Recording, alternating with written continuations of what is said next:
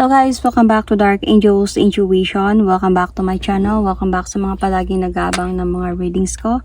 And this time, we're going to do by elements. So hindi tayo magbabay zodiac signs kasi medyo hahabain ko yung video. So by elements ang gagawin ko.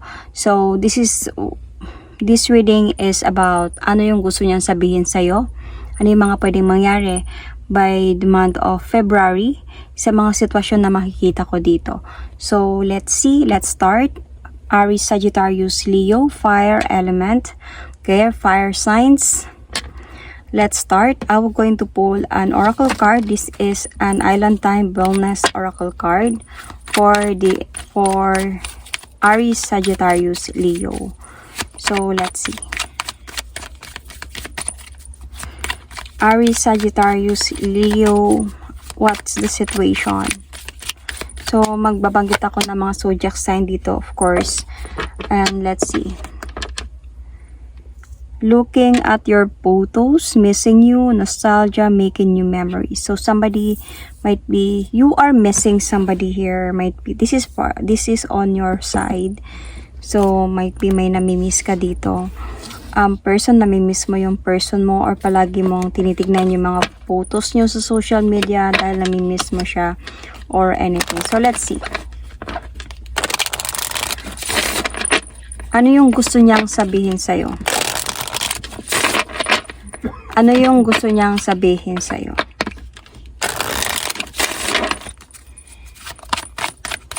Aries, Sagittarius, Leo.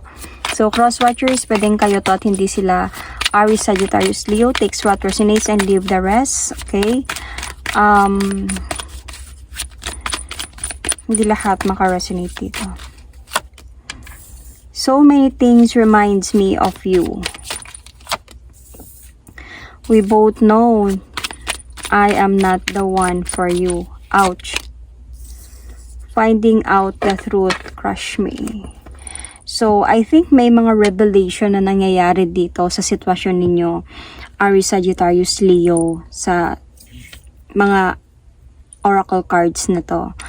Namimiss, might be, baka siya din tong namimiss or you are missing each other, you might be mirroring each other, okay?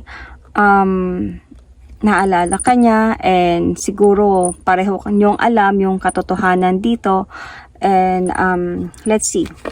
So many things reminds me of you. Bakit niya nasabi yun? Aries, Sagittarius, Leo. So, cross-watchers or check your placement, guys. Okay? Sun, Moon, Rising, Venus. Pwedeng doon kayo maka-resonate.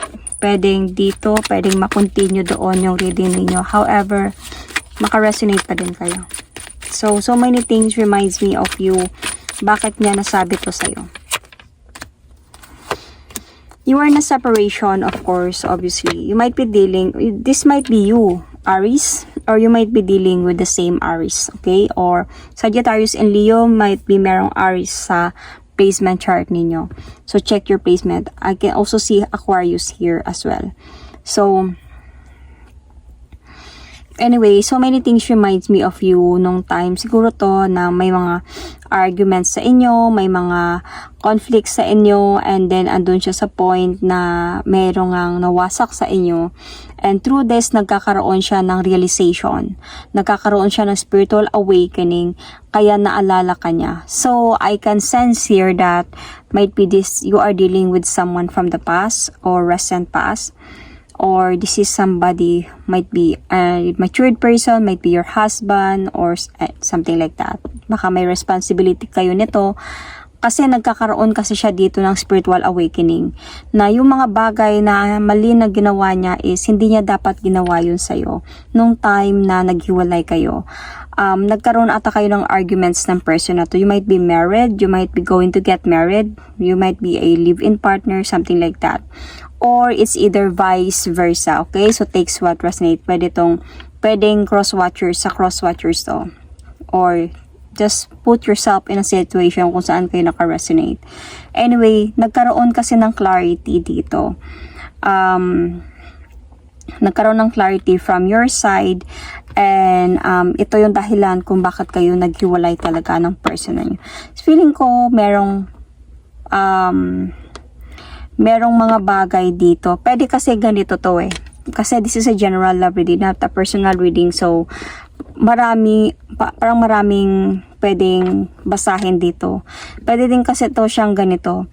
Nung so many things reminds me of you. Nung nagkaroon na siya ng realization sa buhay niya na kailangan niya ng ayusin yung mga dapat ayusin sa buhay niya, namimiss ka niya ngayon nung time na naghiwalay kayo. Might be you are someone na naghintay din sa kanya, napagod, naghintay kung kailan mag-commit siya sa'yo, maging seryoso siya sa'yo, but then walang nangyari dahil nga this person is like trapped in a situation and kailangan niya na talagang umalis or kailangan niya nang tapusin to because he might be has a responsibility. So, he miss you, naalala ka niya during those times siguro na yung happiness ninyo, yung mga magandang alaala. Kasi nandito eh, we both know that I am not the one for you. So, I can really sense that ganito yung situation na to. Ito talaga yun. That you have a relationship and then nagkaroon ng clarity that this person has a responsibility or this person is married person. Or baka nagkaroon ng reality na hindi pa sila hiwalay. And then nagkaroon ng mga arguments sa inyong dalawa.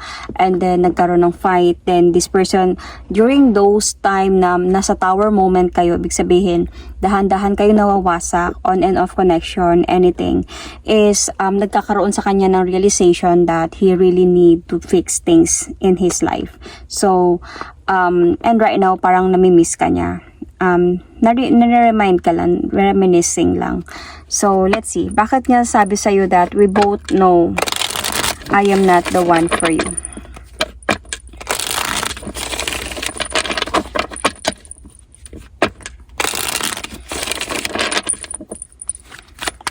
We both know I am not the one for you. Why?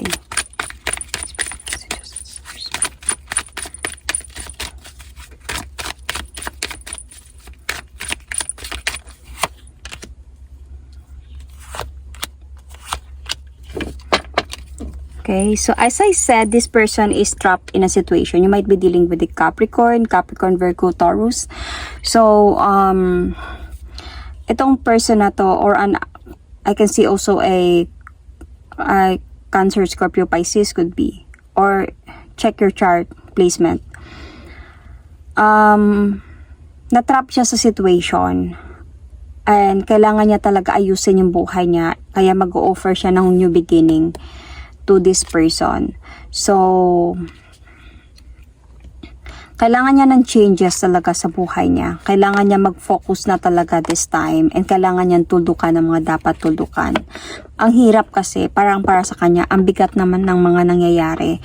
Parang feeling niya sa sitwasyon na to is parang siya lang yung nagpapasan ng problema niya, ng burden niya sa buhay niya at walang tumutulong sa kanya. So, ang bigat, parang gusto niya ng bitawan yung mga mabigat na dala niya and just really just have the freedom. Parang ganun. Kasi sobrang trap na siya sa situation. Kaya, andun siya sa point na we both know na hindi tayo para sa isa't isa because might be this person have already gave up. Noong time na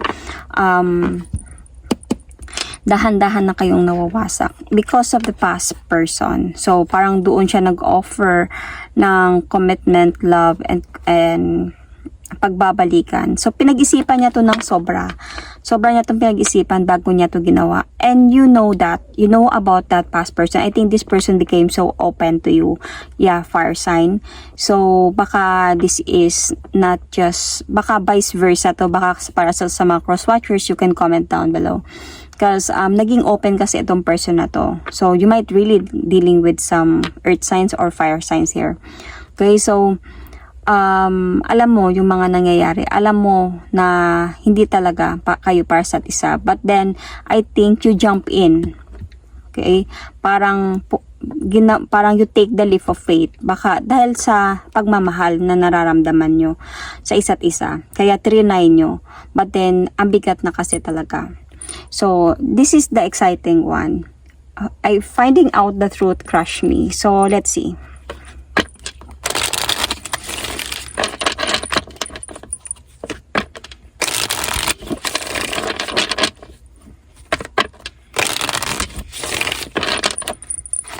What is this? Oh, yeah.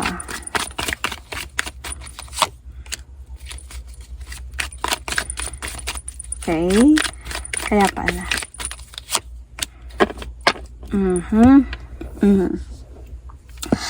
So, finding out the truth, crush me because meron nang naliligaw sa'yo, or parang nagpo-post ka na siguro sa social media mo, kung hindi man sa social media, nakikita ka niya, siguro might be in person, kung nasa personal relationship kayo, nakikita niya na meron ka ng bago, or meron nang naliligaw sa'yo, or you are inspired by a new person. Somebody is offering you love here and relationship during those time na, or during this time na hindi na kayo nag-uusap. Okay, so andun na sa point that you already gave this person a silent treatment, like done ka na sa pangungulit, done ka na sa pagrereklamo, done ka na, tapos ka na, hindi mo na siya kinakausap pa because you're already starting na to move on. Bakit mo ginawa to? Kasi palagi mo siyang namimiss. Since you both know that you are not the one for each other, lagi mo siyang namimiss. Lagi mong tinitignan yung photos ninyo, might be kung saan man, and naiisip mo yung mga memories ninyo. So parang wala kang magagawa dun eh. Nandun na yun, and parang mas lalo kang nasasaktan kung nangyayari yun. So, what you did here is, you open your door. Nung time na hindi mo na lang siya kinausap, like, totally, you gave this person a silent treatment. So, this person now, parang feeling niya, nasaktan siya sa mga nangyayari or sa mga nakikita niya. Parang feeling niya sinaksak siya ng espada sa likod sa sakit nung nakita niya na may iba ka na, or you are already inspired by other person, new one. So definitely parang this person really did cut you off this time. Nung time na nakita niya ay may bago na pala siya, okay, hindi ko na siya, like, siguro may mga ano dito sa kanya na parang may tendency na gusto niya pa talaga nakausapin ka, gusto niya ayusin kayo somehow, kahit mahirap, kahit imposible, kahit ganun. So, nung nakita niya na parang you are already inspired, parang meron ng somebody nagpapakilig sa'yo, or baka meron ka na talagang new one, is doon siya parang nasaktan, feeling niya na betrayed siya or something. Then nag-ano na talaga siya, like he cut this off. Parang ngayon parang naglakas loob talaga siya this time na i-fix kung ano yung dapat i-fix niya sa buhay niya, to focus might be on his marriage or his family. Doon na siya nag-focus na makipagbalikan na lang talaga doon at magkaroon sila ng happy and like complete or abundance na pagsasama. Okay, successful marriage or anything. But then honestly, dumating talaga kasi sa point na ganun siya, dito siya sayo or dito siya sa asawa niya. Parang hindi niya alam kung anong gagawin niya. Pero nung nakita niya to, nasaktan talaga siya, and ito yung nag-push sa kanya na mag-focus sa pamilya niya. And umalis na lang talaga siya. Like para sa kanya hindi na may balak pa siguro siya nakausapin ka, ayusin kayo, pero para sa kanya, okay, kahit mahal kita, I will going to walk away calmly or silently in this situation, even I'm so very much confused. Sobrang parang feeling, nung time kasi na nasaktan siya, parang feeling niya, pinagsisihan niya lahat ng mga nangyari sa buhay niya. Ang lahat ng mga ginawa niya sa person niya, parang andun siya sa point na I will going to take the leap of faith towards a new beginning of my life, of my marriage life. Parang ganun. So, pwede tong vice versa, okay? As I always said na pwede to siyang vice versa. Put yourself in a situation kung saan kayo makaresonate. So, I can see, let's see. So, ano yung mga pwedeng mangyari this month of February sa sitwasyon na to?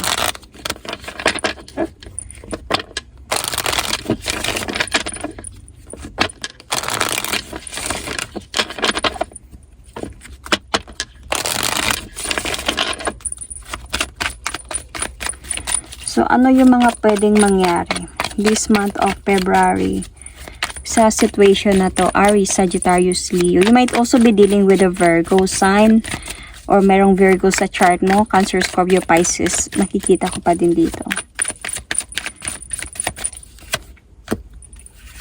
Sagittarius, Aries. I already see the Leo. So, the fire signs are already here. Anyway, ano yung mga pwedeng mangyari? Healing ang nakita ko dito. Paghihilom ng sukat sa mga nangyari. This month of February, feeling ko that this person is still waiting for a sign, waiting for the enlightenment of his or her life.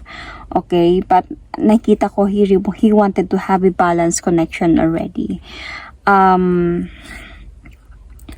I can see here also this month of February, feeling ko willing na siya to offer love and to accept love from that other side, and to accept kahit mahal ka pa niya, a-accept niya na nawala na talaga kayo. Like, hindi na kasi ata kayo talaga nag-uusap even this month of February. Parang ginard niya na yung sarili niya sa'yo. Parang if nangyari to sa'yo, if you parang meron ng ligaw sa'yo, then parang para sa'yo, dahil sobrang namimiss mo siya at ayaw mo ng ganitong nararamdaman mo, kaya nag-open ka ng door. And then, I don't know if some of you, okay, some of you, hindi naman tayo perfect or anything, like, just wanted to make this person jealous, kaya ginawa to. So, parang ito yung way, ito yung dahilan kung bakit nag-proceed talaga siya sa ending ninyong dalawa. And ito yung dahilan kung bakit hindi na siya maggagawa ng way para kausapin ka ulit. Parang he will going to guard himself towards you, to focus on his responsibility in his life. Okay, so kasi parang may balak pa ata talaga siyang kausapin ka, but then he will going to walk away emotionally this time because of what he saw or what he find out. So parang ado sa point na hindi na siya sure kung magkakaroon pa ba kayo ng connection or anything. He just still feel the connection. Mahal ka pa din niya, may nararamdaman pa rin siya sa'yo. So this month of February, healing yung nakikita ko sa ano nito, sa sign na to, Aries, Sagittarius, Leo. Healing ang nakikita ko dito sa sitwasyon na to. Healing from your side and healing from this person's side. And parang nandun siya sa point na I'm just going to wait kung ano yung next na mangyayari sa buhay ko. But parang andun din sa point na itutuloy niya na talaga yung ending ng relationship ninyo. So ito yung mga pwedeng mangyari this month of February. So still, let's see kung ano yung magiging positive outcome ng reading na to for the last part.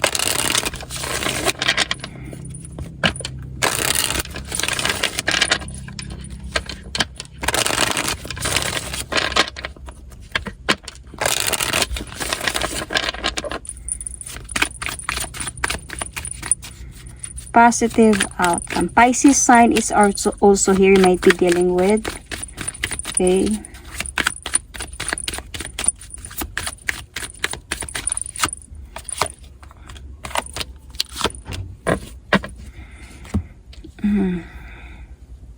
So, I think sa lahat ng mga nangyayari, kailangan talaga pag-isipan ng mabuti. So, kailangan talaga, hindi tayo dapat na magde-decide, Aries, Sagittarius, Leo, na kung ano yung naiisip natin, okay? Kung ano yung naiisip ninyo, and gusto nyo mangyari yon, and think first. Isipin nyo muna kung ano yung magiging outcome, kung ano yung mga positive na pwedeng magiging mangyayari, or ano yung negative na magiging reactions. Before doing something, pag-isipan talaga muna ng mabuti ng 100 times kung pwede before do the action. Kasi may mga ano kasi sa especially fire signs, madali quick thinkers kasi sila, especially Aries. So quick thinker sila. Kung ano yung gusto nila, na gusto talaga nilang mangyari. Yung alam mo yung sometimes kung ramdam nila na gusto nilang gawin yun, ramdam nila gusto nilang bilhin yun, and they really wanted to. They don't think kung sa the next other month magagamit ko ba to or no. Sa the next other month maganda ba yung outcome nito, maganda ba yung reaction ng person na to sa decision ko or no. They don't think about that. As long as they want that, they do that. Parang ganun, quick thinkers. So parang ito yung magiging positive outcome. You should learn how to think many times before do something. And however, and nakikita ko din dito is parang if ever na ipaglaban pa kung ano mang yung meron sa inyong dalawa, feeling ko ang mangyayari pa din dito is obstacles or arguments or fights or gulo. So I think if ever na parang meron pang isa sa inyo ang maglakas ng loob na to fix this problem or to fix this relationship at ipaglaban, feeling ko ang aabutan pa din nito is gulo, pag-aaway, arguments, disappointments even. So I think much better on your side, Aries, Sagittarius, Leo, na you need to move on, this sign, itong ginawa mo, Aries, Sagittarius, itong ginawa mo, Aries, Sagittarius, Leo, or cross-watchers, is, I think, it's better na lang. It's better kasi parang good na yon, kasi ito yung dahilan kung bakit niya mas pinush yung sarili niya to focus on his family or on his marriage or kung saan siya nauna. 'Di ba? Mas nag-focus siya doon kasi may balak pa sana siya na bumalik sa iyo. So dahil dito sa ginawa mo, mas dito siya nag-push na ayusin ko na talaga yung buhay ko. Ayusin ko na talaga. Parang nagsisi ako kung bakit niloko ko yung asawa ko or something like that. Through this. And you, Aries, Sagittarius, Leo, or cross-watchers, so you will going to have a new beginning of your life. Dahil, bakit? Ano yung positive outcome dito para sa'yo? Since tapos na dun sa part niya. You will going to have your freedom. You never know, through this changes of your life na ginawa mo, through this, baka itong pumasok sa buhay mo is the one for you, because this is the King and Queen of Wands. So you are very much connected to each other, and you are very much parang compatible. So magkaroon ng a lot of passions, a lot of enjoyments, and this is really like a soulmate connection, the King and Queen of Wands. Partner kasi to sila. So after mo nang umalis sa sitwasyon itong sitwasyon na to, so magkakaroon din ng balance connection sa part mo, and you never know what will happen next. Baka this person will going to offer you the victory that you want, okay, the freedom that you want, and the happiness that you want in a relationship. So yun yung magandang positive outcome na para sa inyong dalawa sa reading na to. So I'm going to pull an oracle card. This is for you, Aries, Sagittarius, Leo. Healing. I told you. Ito yung sabi ko for this month of February. Healing ang nakikita ko dito. And at the healing din talaga ang lumabas sa reading ninyo sa oracle card. So imagine yourself and your beloved surrounded by light. Feel your relationship being healed this very moment. So you are in healing process, both of you, right? So yon. Anyway, Aries, Sagittarius, Leo, that is my reading for you. Thank you and God bless.